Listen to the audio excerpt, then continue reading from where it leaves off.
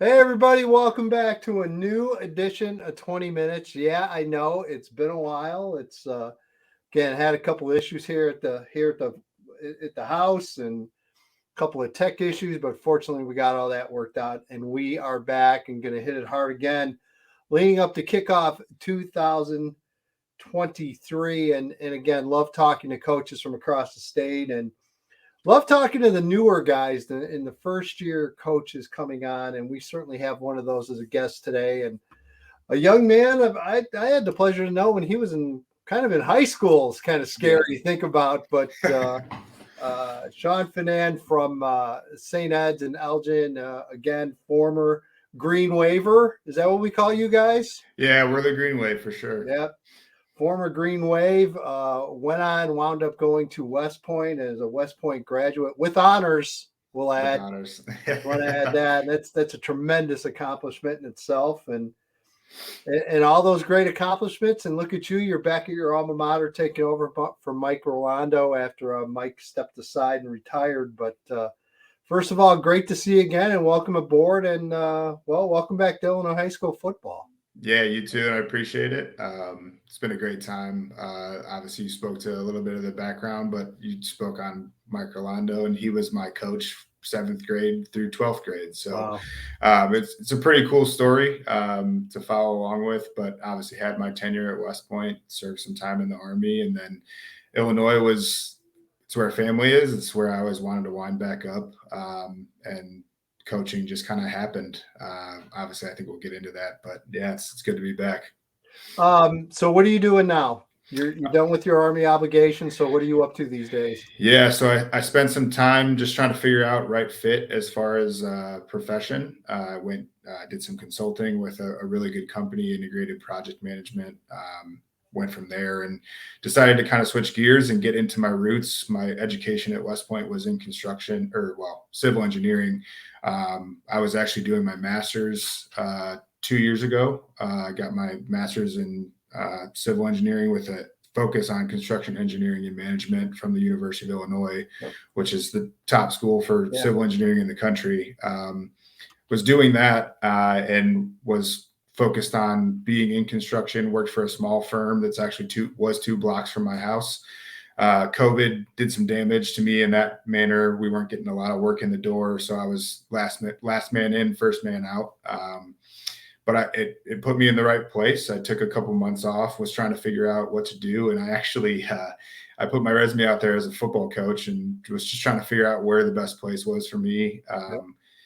Wasn't going to work from a monetary sense with football as the sole source of income, but I wound up at a great company called Richard Group.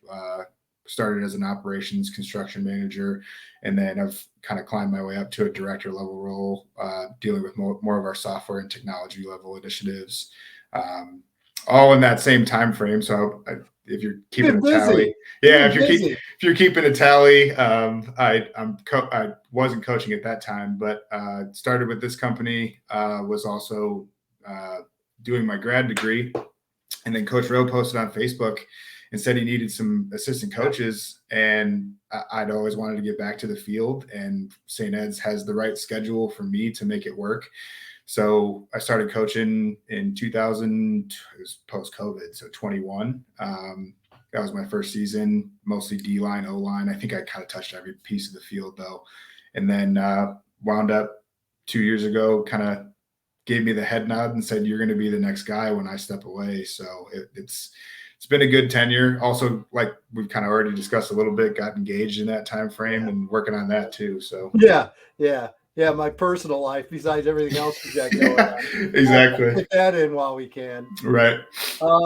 Again, just tremendously busy. And Shane, what I think is really cool is the fact that, and I think we're seeing this more and more, and we'll get in a little bit about the landscape for high school coaching these days.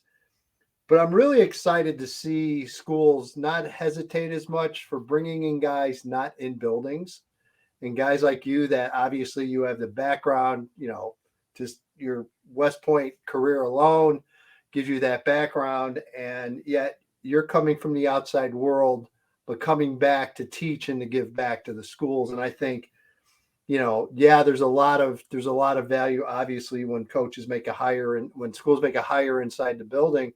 But I think there's just as much, or maybe even more, value for bringing guys in that are in the outside world and working. And I got to imagine, you just bring a whole different level of experience, a whole different level of outside world, and things that you can talk to kids on so many different levels, yet you're still young enough to relate. I mean, I got to imagine all those kind of lined up in your favor when it came down to getting involved, and eventually Mike just saying, would you like this job? No, this is your job. And Yeah.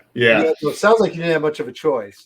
Yeah, it was one of those situations. It almost felt like an obligation for me, but it's one that there's a lot of passion tied to it as well. Obviously, the passion for football, but for me, I mean, the story that you might not even know, even given our discussions back in the day, I grew up teaching Taekwondo in Elgin. So I was an 8-year-old teaching adults Taekwondo. And my first student laughed at me just like you did, and he was like 8 years old. Like, what are you going to do? And Nice. I grew up in that realm where leadership became kind of my expertise. It's the only thing I really knew how to do super well. Not the only thing. I do some other things fairly well, but it's the thing that I think I hold most dear. Yeah. And my approach to people and my leadership philosophy is pretty airtight from at least my practice of it. And I just want to give that back to the kids like I was given. Coach Rowe and his entire staff. There's a lot of coaches I could name, but the guys know who they are, and they contributed so heavily to who I became, who all the kids that I played with became. And it's my opportunity to give that back to these guys and make these kids better versions of themselves, and ultimately give back to the community, hopefully at some point, like I am. I think that's the biggest benefit of bringing people in, like you said, from outside of the school, and them giving me that trust is a big thing too, because they don't see me every day. They don't know what's going on in my life day to day. But them giving me that trust and giving me these kids to work and mold and hopefully shape into better humans and men and potentially women if I have girls come out for the team. That's the biggest thing for me. It's never been about me. The money isn't necessarily going to keep me there. Like, you know what I mean? It's about the kids, and it's about growing the community. And I grew up in Elgin. I was an Elgin kid. Didn't have a ton of money to my name, but St. Ed's gave me an opportunity that I didn't otherwise have. So yeah, it's going to be a lot of fun. So you're the head coach, you like it or not, it's your program now. So it looks like you filled out your coaching staff. I've got to imagine you probably reached back a little bit between maybe coaches that you had in the past and maybe some of the guys that you've played with. Talk about that coaching staff that you've put together so far. Yeah, so some of the primary guys were actually my teammates in high school. We're carrying over a couple coaches from the past couple of years. So Coach Hayden Hilton is going to stay with us. He's on the offensive side of the ball primarily, but he's got a lot of good knowledge to him, and he's growing a lot as a coach. He's a younger guy. He's also a St. Ed's alum. Ed Pomeroy and Mike Shannon. Those are two coaches that were really on our JV staff, but they've come up and helped out with the varsity on the Ed primarily on the defensive side of the ball, and then Mike on the offensive side of the ball. Some new staffers that we brought on. So Moses Quiroga was one of the running backs in the class above me. Should have been an all-state guy, but we were a 4-5 team. Matt Ardiente was another one. Pound for pound, the toughest dude I've ever known in my life. 5'3", 150 pounds, but could bench press a house and squat the same. So he's back with us. He played his college ball at St. Ambrose. Moses went to College of Page and played there. And then we have Colin Holte coming back. Colin Holte was another grad. He's probably the smartest of the bunch. He won not the Walter Payton Award, but he won like the Chicago Bears Service and Scholar Award in high school. And he went to Wash U, which again, great education. Played football 4 years for them. He's back in Elgin and coming out and kind of taking over for a lot of what I've done in the O-line, D-line room, because I have a couple different hats that I got to wear and probably bounce around at practice rather than stick with one group. So that's kind of the rounded out staff right now. There's a couple other staffers that are kind of on the fence and leaning in, but haven't really committed fully yet. So that's the primary group as of now. Do we have a style, a preference? Are you going to keep that under wraps until opening night? Are we going to see Army option football offensively? I should have. Are we going 5 wide? What are we doing here? I should have seen that question coming. So the fun part about being at a small school like we are is that you can't fully tailor your system, right? You Right. can't just say, hey, we're going to run this all the time, because you're going to have varying personnel and you're going to see different levels of skill set. And what we inherited is they're all awesome kids. They're tough as nails, and a lot of them know football pretty well. I don't know exactly what that system's going to be holistically yet. I will be the first to say that I am not an offensive-minded coach. So I kind of handed that to Mo, Matt, and Hayden and said, hey, you guys get to run with this however you want. Just make sure you bring me into the circle every now and then to make sure we're on the same page. But it actually was my first thought. I think we've always been we started as a ground and pound team. It kind of shifted and morphed into more of a pass-oriented offense. Again, starting off with the run and then getting to more of that play action work. I actually really liked Coastal Carolina. Their offense is very reminiscent of the triple option, but it incorporates a lot of those passing schemes. They do a lot of 5 wide work, but they do a lot of zone read and up the gut runs. They actually played Army last year, and I told all my guys, go watch this game. One of these 2 offenses makes sense for us next year, I promise you. Awesome. As far as your off season, you had time, obviously. I think the timing worked really nice for you for being announced. Mike was finishing up his regular season, and they made that announcement that you were taking the program over.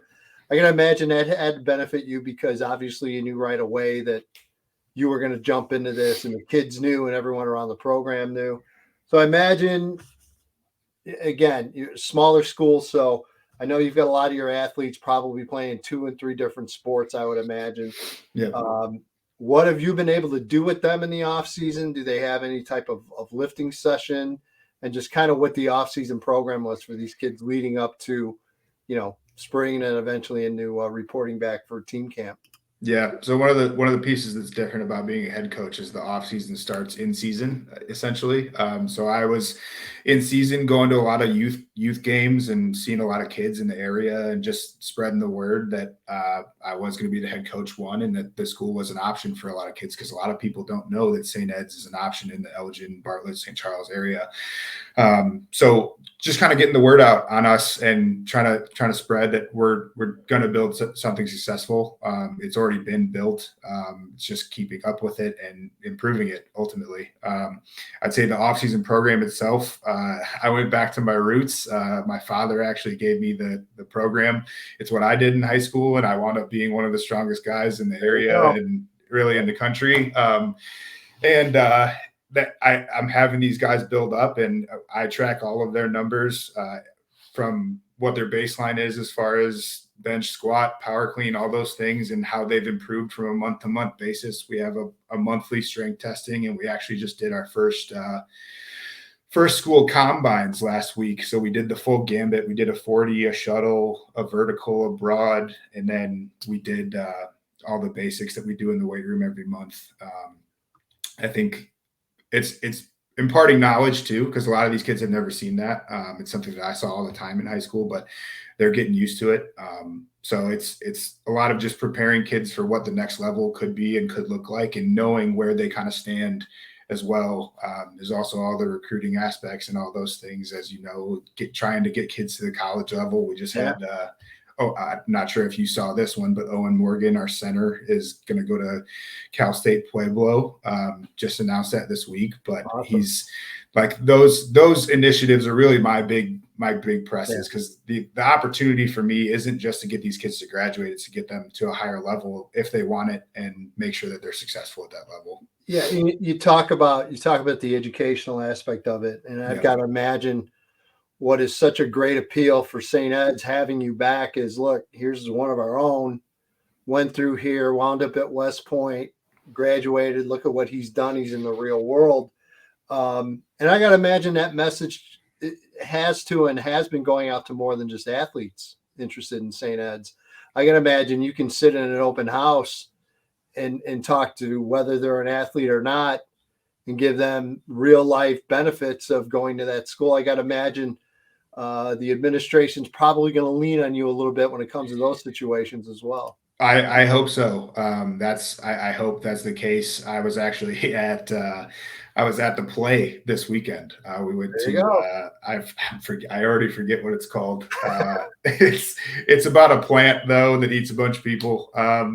It's a horror show that's in the name. But I was at the play and there was a parent next to me and he was talking about his kids being into jujitsu and that led to taekwondo, obviously, and all that stuff. And his son was sitting right there. And I was like, so does he play any sports? Does he want to do anything? And he was like, no, not really. He's more into the arts. And I was like, well, either way, it's a fantastic school for that, because as you're sitting here watching this, we got a ton of good performers and everything that's done on stage is by those kids. So I'm always going to be a proponent of the school and making sure people understand that they can be successful. And ultimately, I think some people have the preconceived notion that going to a small school is a bad thing because you don't get as competitive at those levels. And I would be the first person to oust that opinion. I think we see some of the most competitive football you're ever going to see.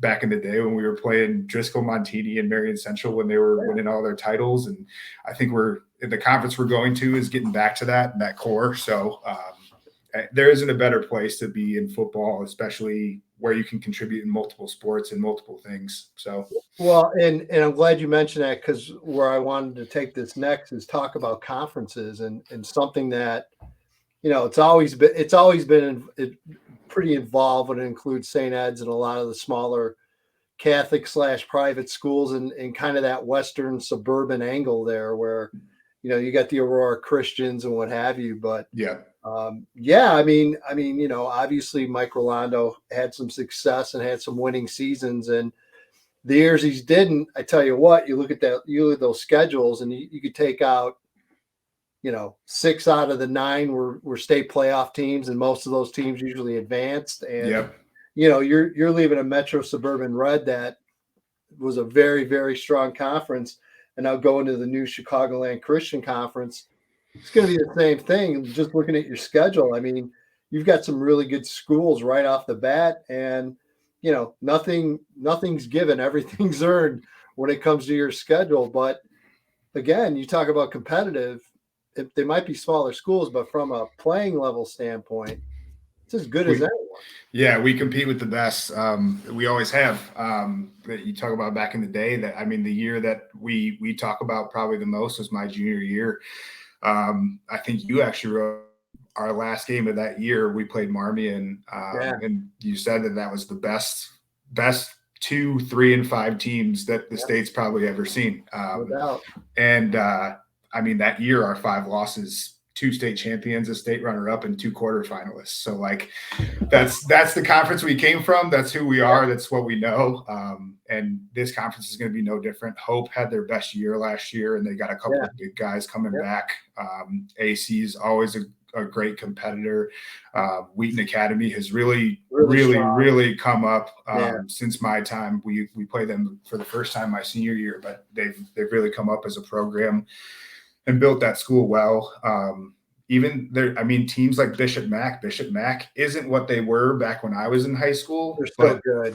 They're still a great team. Have a Division I running back. Right. They have a running back going to Minnesota. So it's one of those things that, and I can never forget Marion Central. That's the team that for whatever reason we could never beat. But it's one of those teams that it's always going to be competitive, and we're going to see what we got against them for sure. So as far as what's coming back for 2023, again, 6 starters each side of the ball. Got some kids with some experience. Overall, how are the numbers? I got to imagine that's another big part of your job now is to check Yep. those numbers and see what they're going to look like. I mean, sure, you'll have a better idea, especially in the freshman level, once the summer gets here and you get a better thought. But overall, the health of the program you're inheriting. Yeah, so we were short last year for sure. I think we had 27 kids total. That's plus or minus some injuries. But we had 27 kids in pads running at practice. I think I'm gonna have roughly 33 to 36 kids. There's a couple again on the line that don't know whether they're gonna play or not, but I think we're gonna have a well-rounded roster. There's 11 potential freshmen as of now, and those are kids that I already know are playing. So we might be a little bit young in some certain spots, but some of the youth we have is going to be very talented. Generally speaking, numbers are going to be up for sure. We're in a good place there, and like you said, there's a lot more on the administrative side as a head coach, and the landscape for high school football has changed drastically. Where I think the trickle down of really the transfer portal and all those things, the trickle down into high school has become. It's almost like you have. I don't like saying it, but you have to go and engage with every kid, because otherwise they're going to look at the shiniest, biggest place that they think they can go and think that's the only option they have. And it's just not the case. I think we kind of reference ourselves as a piece of coal that turns into a diamond once you're out of there. So that's the message we try to get across to a lot of kids.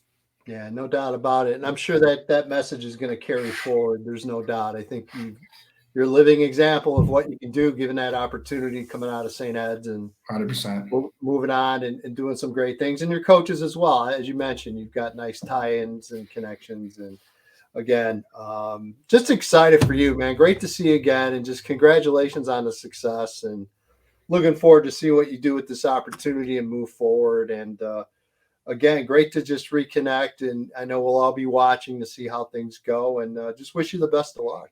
For sure. No, I appreciate your time. Good to see you again as well. And I'm sure we'll be in touch in the future. All right. Again, just we appreciate Shane joining us, and stay tuned. We'll have more and more coming your way, 20 minutes. So thanks for watching, everybody. We'll talk to you real soon.